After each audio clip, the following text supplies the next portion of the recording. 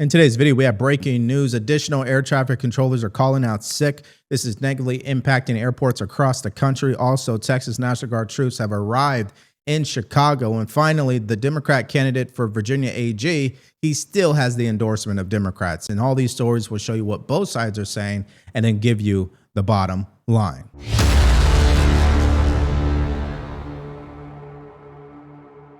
We have some breaking news right now, a report coming in from CNN. As we take a live look here, Broadview, Illinois, we're learning members of Texas National Guard have arrived near Chicago.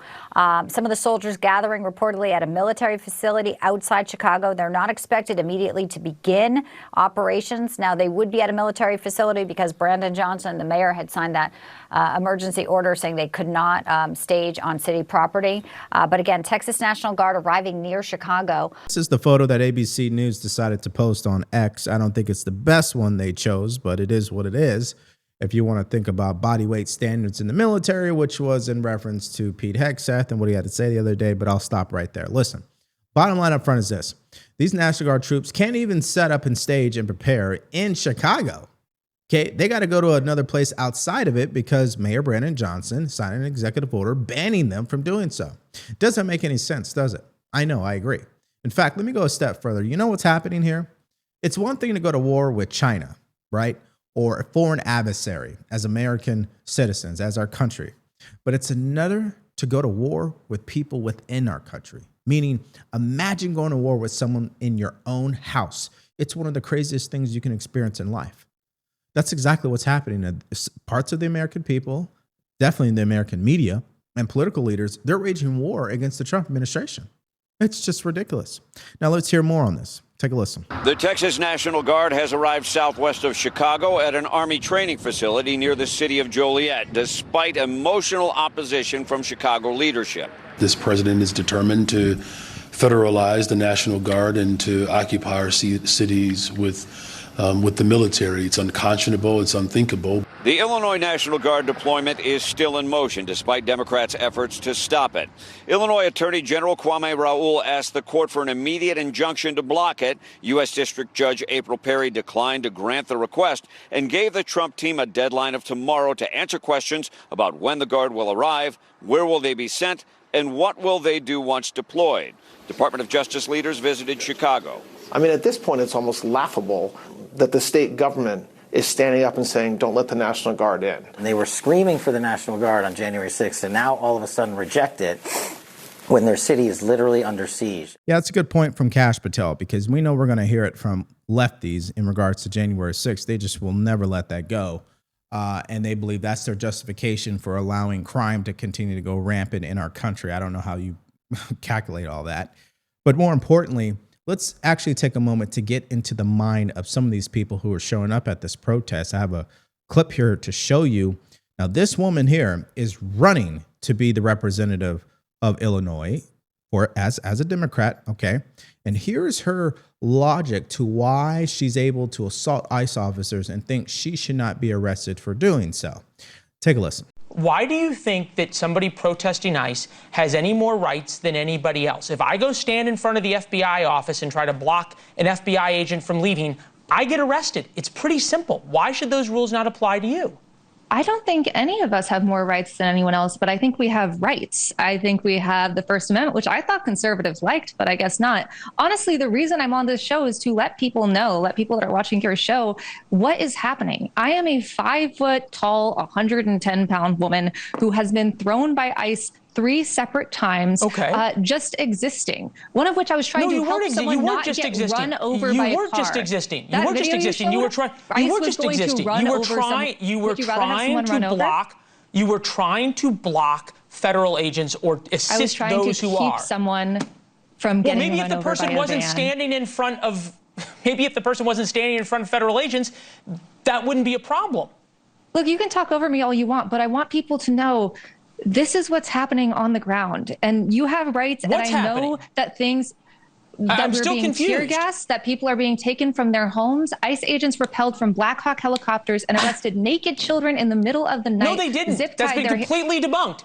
That's been completely debunked. Literally has not. I have watched. All right, so I'm with Leland on this. I know his patience has run short with people like that. Listen, as we heard from the person who's in charge of Chicago PD, he has made it very clear.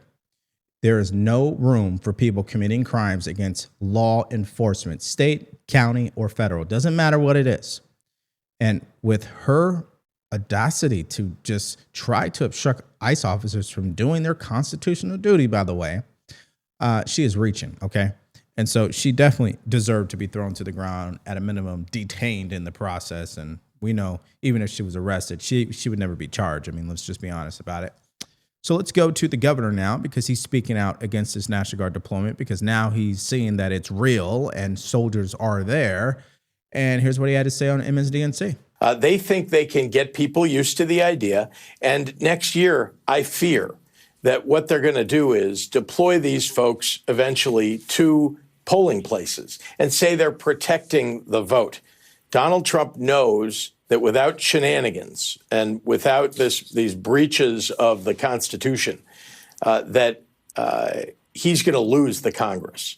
And if he loses, he's going to immediately, in the aftermath of the election, do what he said he might do in 2020, which is use the military to confiscate the ballot boxes and count the votes, claiming that there's fraud. Remember, he's called up all 50 states' election data to the Department of Justice because they want to review all 50 states for fraud. And they won't tell you exactly what they're going to do, but I fear that these are all connected. And this militarization, even without National Guard or military troops on the ground, you're seeing ICE act like a militaristic organization. You're seeing CBP act like it. I think it's very important for me to at least bring this up. The Medicare annual enrollment period is now here. And you know what that means? There's plenty of seniors out there that are going to feel confused when it comes to picking the right plan that fits their needs. And guess what? These brokers out here are praying for that, because that means they're going to make more money and then give you a plan that doesn't work for you. It doesn't matter whether you're on Medicare or you're about to get on it. Wouldn't it make sense to speak to a trusted advisor? That's why I'm encouraging you to call Chapter today. In under 20 minutes, which is completely free, by the way, they'll show you every single plan out there, compare them with you, and then recommend the one that fits your situation. Get this. I had to write this down because I don't want to miss this. Susie, who listens to my show, she wrote in to say that Chapter found her a new prescription plan that saves her $2,200 every single year. And yes, Chapter is also on record for saving seniors $1,100 per year just on Medicare costs alone. So bottom line is, do not gamble with your Medicare plans. Call Chapter today at 323-431-5200. Again, that number is 323-431-5200 to talk to a trusted advisor today. Well, let's just follow his logic for a second. ICE would use tactics like the military, just like SWAT uses tactics like the military, like law enforcement in general uses tactics from the military. Why? Because it's effective in dealing with crime. And it's not just crime, it's to protect their lives as well. Anybody who wants to use brain cells could come to that conclusion. That's not propaganda. That's just the way that it works in law enforcement. And unfortunately, this governor, instead of actually doing something about the crime in his state by handing over the worst of the worst to ICE, he'd rather go on MSDNC and concoct this new hoax that the election will be stolen. And all I'd have to say about that is, doesn't that sound familiar? And when the president was saying that, what were you saying then? So I find that to be interesting. But I don't think it's more interesting than what happened with Mayor Brandon Johnson today during a press conference where he was asked simple questions about what's going on here, and he had a hard time answering them. Take a listen. Well, the real Chicagoans that I talk to, that I communicate with, mostly black and brown, actually, tell me that you don't seem to know the difference between illegal aliens and real Chicago citizens. They feel that you are siding with the illegal aliens over them in their communities. And okay. Sadly, William, let's get to the question. Let's get to the question. The real question is simply this. I don't know how to make it any more direct. An illegal alien from Nicaragua grabbed a woman on the north side last week, bashed her head into the sidewalk, knocked her unconscious, and raped her. If that had been your wife, Stacey. Okay, all right, we're not going to answer it. Thank you. Thanks, Wes. All right. Would you want ICE to deport her? All right. To Let's move on. Yes or no? Let's move on. Answer the question as a man. Not as mayor, but as a man. Would you want thanks. Thank you. ICE to deport that rapist? All right. Taman? All right, we can't see it, but clearly his handlers had to remove that reporter from that press conference. But he only asked a simple question. And I think it strikes at the heart of what's wrong with Democrats in their response. You see, they don't ever show up and fight and scream and cry and hold press conferences at the same level for people who've actually been negatively impacted by illegal immigration. They don't. I can't remember a press conference from a Democrat screaming about an American citizen who was murdered in cold blood by an illegal alien. I don't think we will be able to find one. But there's plenty of it coming from the right. And then they'll say, well, they're just politicizing it. Still doesn't distract from the truth here. American citizens are being raped, are being killed, are being impacted socially, economically, financially because of illegal immigration. How do we know that? Well, just look at the financial budget of Chicago.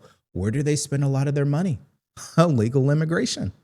And the fact that he can't even answer a simple question that way and he decides to brush him off shows you the mindset once again of these people. So this takes us to the ICE officer in charge of Chicago and what he has to say about the mayor and the governor. Take a listen. They continue to deny the reality on the ground in that city. Sandra, people get hurt. We saw that with the young lady that tried to run over the Border Patrol agent a couple of days ago.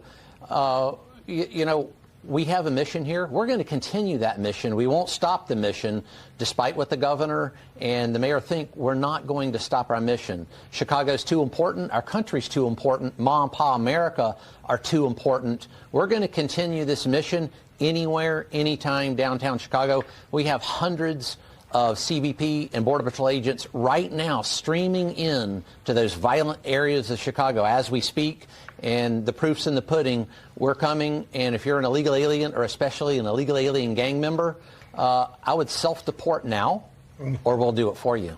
All right, so now we're going to go to our next update, and this is breaking news. So air traffic controllers and the shortages continue to become an issue, and now it's making public airwaves as more airports are calling or sounding the alarm about air traffic controllers who may not be able to show up. So delays are now occurring across the country. Here's more on that now. A short time ago, we learned that the FAA is now expanding the list of air traffic control facilities dealing with staffing shortages amid the government shutdown. That list expanded to now include Chicago O'Hare International Airport. This is one of the busiest control towers in the country. CNN aviation correspondent Pete Montine is closely monitoring all of this. So Chicago now being added, it was already a long list before we added Chicago. Yeah, and I just spoke to the union chief of the air traffic controllers union, and he underscored to me that we're only talking about a handful of workers here that have called out sick, but there is already a shortage of controllers, meaning that this is having an outsized impact. Here is the latest. The FAA is issuing warnings of possible delays due to short staffing at 2 control towers of major airports tonight. Chicago O'Hare will be short staffed from 3 p.m. until midnight Eastern Daylight Time. Nashville International Airport will not have all of its controllers from 3:30 p.m. until 6 p.m. Eastern Daylight Time. And the latest from the FAA is that there is now a 2-hour delay for flights going into Nashville. That does not mean the towers will shut down. Like we saw at Hollywood Burbank Airport last night, a condition known as ATC 0. But these delays are likely in the name of safety, meaning that they need to put these delays in place to keep planes safely separated. Okay, so this takes us to really 2 questions I'd like to get your guys' answers to in the comment section below. First off, who do you think should be blamed for what's happening here? Now, I'm going to tell you right now, full picture. The shortages when it comes to air traffic control has always been an issue, no matter which administration is in charge. And the real culprit, if you want to ask my opinion about it, is Congress, because they have not funded air traffic controllers in the right way. They have not upgraded our systems in the right way, because that's not really a priority financially. USAID has been more of a priority, for the record. Okay, question number 2. Given what you're seeing, because these paychecks are being funded by the federal government, so when there's a shutdown, nobody's paying them, so they don't show up. Now, do you support possibly privatizing air traffic controllers? I don't know. It's a good question to ask. Let me know what you guys think about that. Now, it's not just Hollywood, Burbank, or Nashville that's in trouble here. It's other places across the country as well. Take a listen. The other facilities on this list that is growing now include the approach and departure facilities for the Houston airports, Hobby and Bush. Also Newark, a place plagued by problems and staffing shortages and controller issues and outages. Also Las Vegas. Also flights in the Boston area. The bottom line here, 7 days into this shutdown, this is likely only the start, even though the union representing air traffic controllers underscores there is no evidence of a coordinated sick out right now. Remember, all 11,000 air traffic controllers are still required to work without pay during this shutdown, and layer that against the fact that so many have been working mandatory overtime for years because of a nationwide controller shortage. So it just makes sense that only a week into the shutdown, some controllers have simply had enough. Now, this reminds me of a classical lesson as an entrepreneur that even I had to learn the hard way. And it's one that the federal government continues to experience, especially in an industry like air traffic controllers. And if you own your own business, you already know where I'm going with this, which is when you don't pay your employees, you're going to have some problems. Okay. And employees don't care about if an invoice wasn't paid. They don't care if there's a government shutdown. They don't care about any of that. They care about receiving that paycheck so they can pay their bills. And then if you have employees who are under a great deal of pressure, yeah, they have zero patience for that. Now, the only place you're going to find where that may not be the reality is in the military. When I served, we went through a government shutdown. Our pay was delayed by 2 weeks. That was under the Obama administration. Still showed up every single day. But it's a different mindset, culture, and paradigm in the military versus air traffic controllers. Now, of course, Sean Duffy, he's not buying any of that. He expects them to show up to work. Take a listen. Our controllers to go to work. That's their job. They're important jobs. Eventually, they're going to get paid. But we got to be honest, they're humans and they're under pressure. And I do think this can have a rippling effect. It's a huge problem. And again, Burbank, 0 controllers came to work. I don't support that. They should come to work. They're supposed to come to work. The National Air Traffic Controllers Association, NATCA, says it is normal for controllers to call out sick, and this is just evidence that the air traffic control system is way too fragile right now. By the way, controllers have not missed a paycheck yet. They got a paycheck last Tuesday. That was their last full paycheck. They get one more paycheck, a partial paycheck on Tuesday, this coming Tuesday, the 14th. Right. So remember, this is kind of what ended the 35-day government shutdown back in 2019. Controllers calling out sick in small numbers in some big areas. So we will see. Only day 7 of the shutdown, and this could sort of have a compounding windfall effect here, and the deck of cards could come tumbling down. Now, of course, Gavin Newsom, and I know some of you guys get upset when I say that, but he is scum, because here's his response to all of this. Let's put this on the screen. This is a post from yesterday. Thanks, President Trump. Burbank Airport has 0 air traffic controllers from 4:15 to 10 p.m. today because of your government shutdown. Okay, well, he says sure. But let me also say this, and I think this might be a question for some people out there. Well, how did the airplanes land at the airport? Did they have to be diverted? No. There was a nearby airport, which I believe was LAX. I don't have it in front of me, but there was other air traffic controllers from another airport that would communicate with airplanes who are seeking to land or who are flying in that area, okay? And if I'm wrong on that, you guys will just have to fact check me on that. But listen, this is what Sean Duffy had to say on Fox and Friends this morning to what Gavin Newsom had to say. Take a listen. I know you guys like to spar. Do you have an answer for it? This guy's unbelievable. The bottom line is every Republican has voted to keep the government open. Actually, in the Senate, it was a bipartisan vote. It was Democrats that voted to shut down the government. And Gavin Newsom wants to blame Donald Trump, who had a clean CR. They're fighting over potential money going into Obamacare and health care subsidies that happened at the end of this year. Right? The reason they're shutting it down today is because illegals aren't getting health benefits today because of what Donald Trump did in the big, beautiful bill. So again, they're saying we care about what's going to happen at the end of the year, but they're shutting it down right now because they want illegals to get health care. And that brings us back to the main source of our problem in this country when you're talking about stories like these, and it's Congress and their incompetence.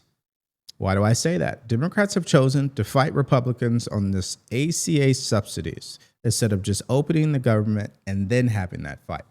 It's their choice to make, okay? It's the bottom line, and they're going to have to reap whatever the outcomes are of that, which could be definitely negative. But nobody cares about whose fault it is. What they care about, hey, are we going to get paid? Is the government going to be open?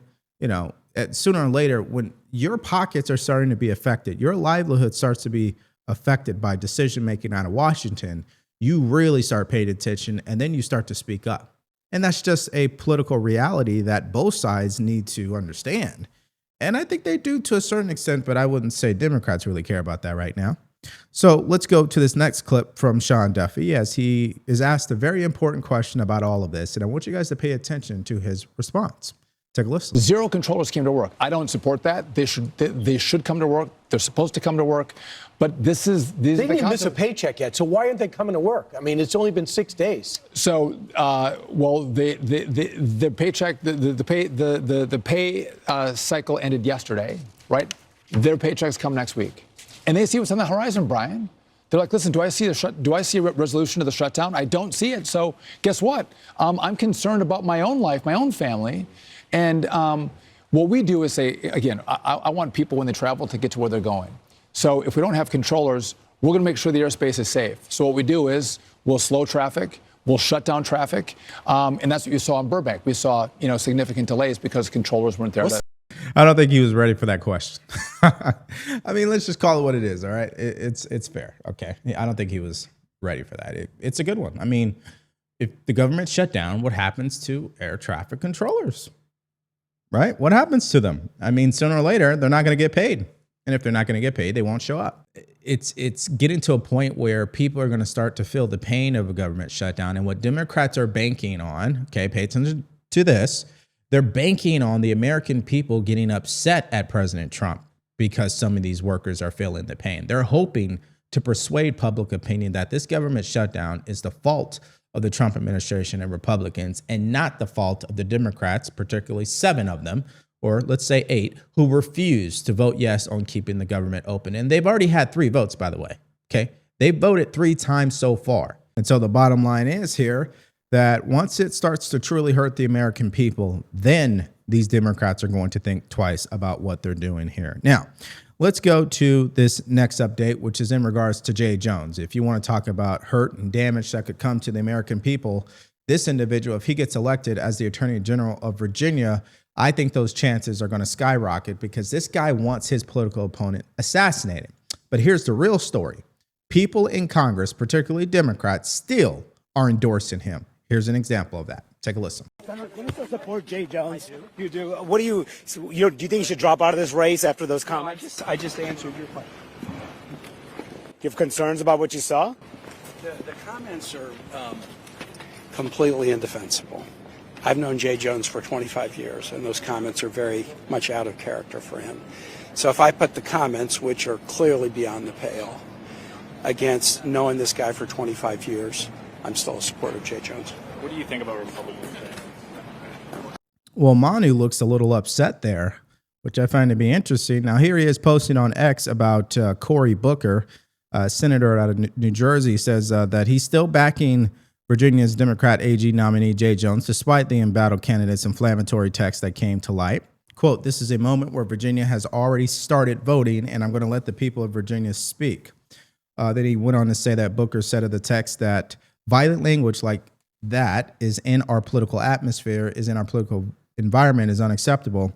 I just know right now this is a chance for the voters to literally decide how they feel about this. Well, that's not really the question. How do you feel about it? And why are you still endorsing him as Attorney General?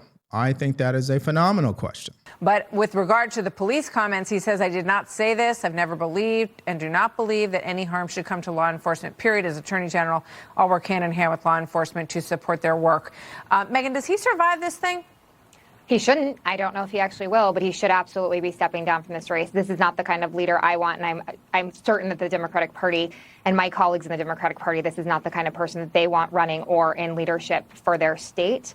I do think this gives a lot of the similar vibes that we had from the 2017 race in Alabama, where Doug Jones eventually won because the Republican had some issues that people had to pull their endorsements. So the people of Virginia unfortunately get to decide because they can't remove his name off the ballot even if he does step down. But to me, there is no excuse for this language. He should be stepping down. Everyone should be calling for him to step down and pulling their endorsements. You have about 355,000 Virginians who have already voted before they had the benefit of hearing about this. Yeah, I mean, in a perfect world, that's exactly what would happen. But we have to understand who the Democratic Party has become. They have become a party that justifies everything they do because they're fighting against the president. And so whatever it takes, whatever laws have to be broken, bent, loopholes, excuse behavior like this, doesn't matter. We are going to sweep it all under the rug, gaslight the American people because we have to stop the president. And again, who suffers when people think that way? The American people do. Now here's Winsome Sears on Fox News with Will Cain responding to all of this so far. Take a look. Do you think an apology does the trick? Is that good enough for Jay Jones? Of course not. Of course it doesn't. And by the way, he's doubling down because no sooner than he sent that out, the so-called apology, he was right back to, well, Trump this, Trump that, and it's a Trump faction that's really enforcing this and trying to get him out of the race, and Trump and more Trump. This man, as we would say in the Marine Corps, is not fit for office. He is not fit to move to the next rank. And by the way, neither is my opponent. That's why we need to continue to have in office my running mate, Attorney General Jason Miyares. We need someone who is of character. Jason has already proved himself to be a circumspect man. He considers the law. He has represented us in the courts. We don't need anyone who needs on-the-job training. And Jay Jones, with his murderous comments, we can't have him. He can never be Attorney General. And quite honestly, Lieutenant Governor, it's a low bar. It's a low bar as a civilization to ask that our public servants don't fantasize about murdering their political opponents. Yeah, that is a low bar. I didn't know it was too tough to ask that of political leaders these days, but I guess that's where we are as a country. So let me hear from you guys in the comment section below to these updates today. Let's start with air traffic control. Let's just cut to the chase with it. I want to know your answers. Do you believe they should be privatized, given what you continue to see? Shortages that never end. They happen under every single administration. When the government shuts down, they start calling out sick. What is the solution here? I'd love to know what you guys think about that. Also, this entire Jay Jones situation, I know you disagree with it, but why do you believe Democrats refuse to condemn his behavior and call for him to drop out of the race? And do you believe Virginia will vote for his opponent? Do you believe Winsome Sears is going to win? I would really want to know what you guys' thoughts are about that. And then Chicago. Yeah, that whole thing, right? Continues to escalate every single day. What did you think of the question the reporter asked Mayor Brandon Johnson? Just give me all your guys' thoughts and everything you got in the comment section below. Now, this takes us to our next video where a major legal blow happened for the governor because a federal judge rejected their lawsuit that would allow them to block the Trump administration from deploying these troops. And of course, there was some more nonsense that went on yesterday. So if you guys want to see those updates for yourself, all you have to do is click on that video because it's coming up right now.